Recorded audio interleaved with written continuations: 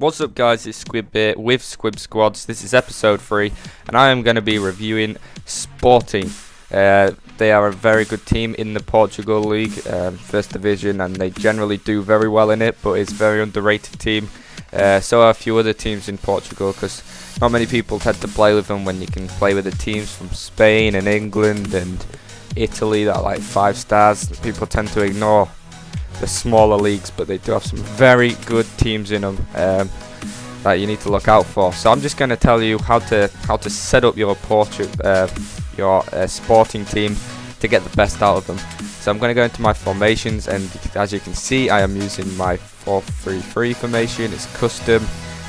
Pretty much what I've done is just pushed the attack further out, so it's got more width to it. Keep the midfield quite tight, so it's hard to get breakdown in midfield, and back four is pretty much the same, just with the fullbacks pushed further on, so they make the overlapping runs, and it's more attackive because I'm a very attackive player. Okay, so I'm just going to get into the squad at the moment, and they do have a very highly rated squad, but it's overall an underrated team. You've got players at 75 to 80. Nothing more than 80, so you might be quite but they do have some experienced players, and they've got a great keeper. He's the Portugal keeper as well, and they've got Joe Pereira. He's a very experienced player as well, so I like to keep him on. I don't generally change much with the defense because he's a very I just use it, just for defense, not to push forwards much and have long shots, so you tend to leave that to the midfield and especially attack. So I'm just going to go into attack first, and this player Van Wolfswinkel, I play him up front in a centre forward position. He's a tall player, so if you're going to get his crosses in, he's the more likely guy to be attacking those in the air, because he's quite tall. I think he's about 6'1", 6'2". Diego Capel, he's a 4-star player with left foot. So again, I don't think Sporting, they don't have any 5-star players for skills, so I'm just sticking with the 4 stars. You got this Diego Capel, so I'm playing him on the right wing because he's a left footer, and if you've been watching my series, you'll know why. So they can cut inside and take the finesse shot with their stronger foot instead of having to do it with the weaker foot. This guy Jefferson, or whatever, he is again a very good player. 4 stars for skills, but I'm not going to be playing him on the right hand side because he is a left-footed player. Instead, I'm going to be playing him. I play him in midfield, just behind the forwards, so he can cut inside just in front of the midfield, in that little gap, so he can get into edge of the box area, take his shots, get a bit of space with his skills, so he can have the shot. This is Milov, great player, but he's not my kind of guy. He's only 3-star for skill.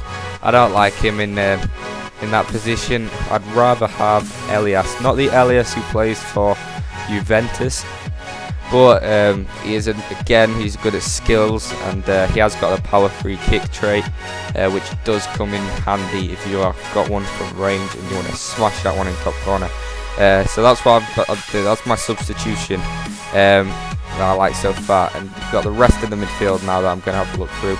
And this guy Renudu, God, some of these names are so hard to say.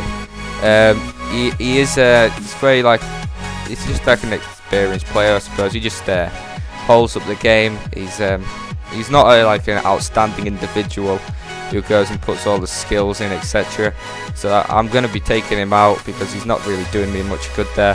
And I found a better player in this guy. He's got a long shot trait, a power free kick trait. So he's got a great. Let me find it. Long shots 78. The power is very good. So I'm playing him in midfield. But he is right-footed, so I'm just going to play him on the left-hand side of midfield. It gives him more room to shoot when he cuts inside. Bigger target to aim at, so he's more likely to score or get one on target at least. So guys, that is my Sporting lineup. I do hope you enjoy this video. I'm trying to answer your suggestions. If you keep leaving them in the comment section below, that'll be brilliant.